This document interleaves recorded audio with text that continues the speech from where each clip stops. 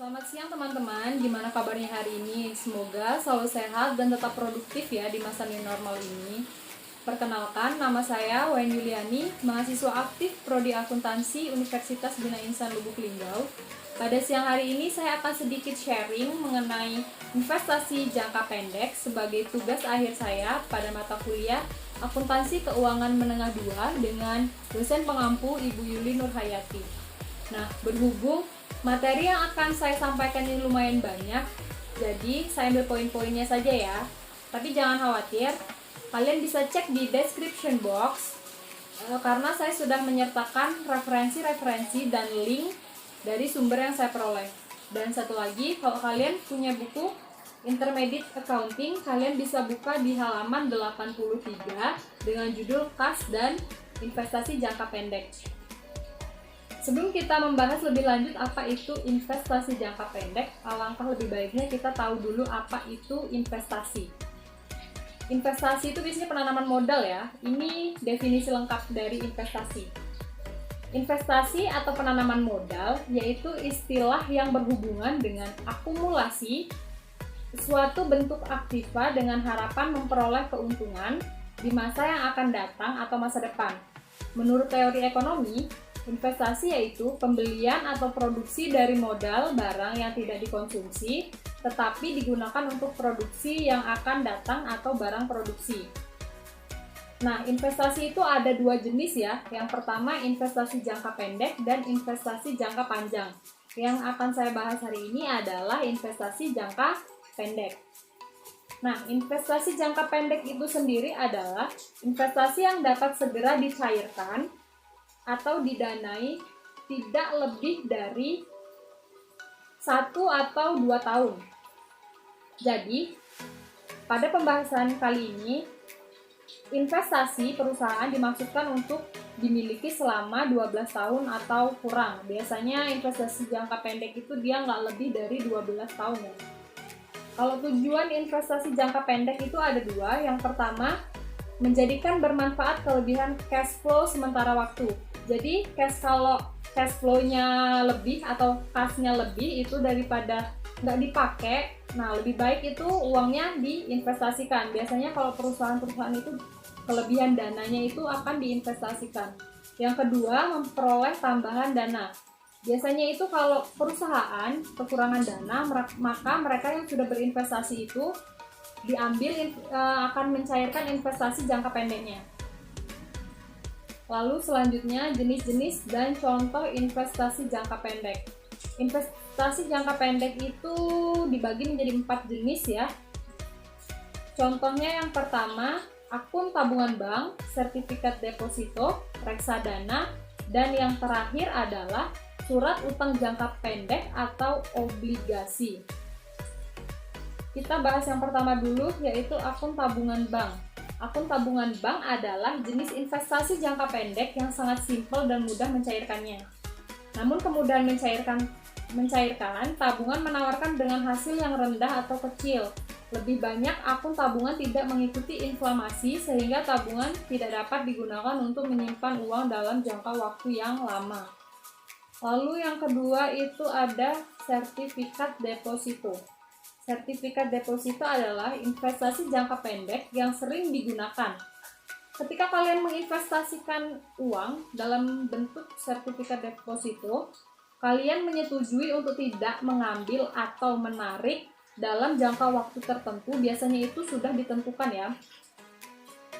Rentang waktu sertifikat deposito biasanya antara 3 sampai 5 tahun. 3 bulan maksud saya.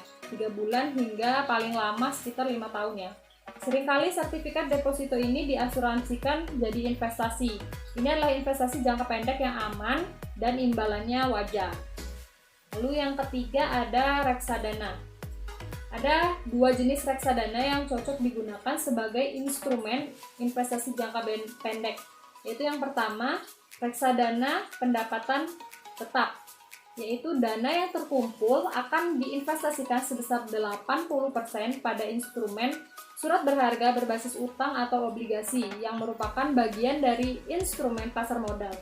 Untuk reksadana pendapatan tetap sendiri juga sudah pernah dibahas di video sebelumnya. Kalau kalian pengen lihat, silahkan cek di description boxnya ya. Selanjutnya, jenis reksadana yang terakhir, maksudnya yang tadi kan yang pertama, sekarang yang kedua. Jika dimanfaatkan untuk investasi jangka pendek, lantaran keduanya melibatkan saham sebagai salah satu instrumen investasi dengan promosi tertentu. Dan seperti yang kamu tahu juga, harga saham di pasar modal yang sangat fluktuatif pasti bakal bikin jantungan ya. Karena apa? Karena labanya itu cukup besar. Lalu yang ketiga, surat utang jangka pendek dan obligasi. Investasi jangka pendek ini memberikan syarat yang fleksibel dari 1 bulan sampai dengan 1 tahun. Surat utang jangka pendek ini dirancang untuk jenis tabungan jangka pendek dan memberikan keuntungan yang sangat rendah, sedangkan obligasi memberikan fleksibilitas lebih ketat. Untuk investasi jangka pendek, yang pertama, investasi jangka pendek berbentuk deposito, sertifikat bank, maupun surat berharga, seperti obligasi atau dikenal dengan utang, maupun saham atau efek ekuitas. Efek bersifat utang yang pertama kali kita bahas sekarang adalah efek bersifat utang atau obligasi merupakan surat berharga komersial berdasarkan dengan tanggal waktu jatuh tempo pembayaran.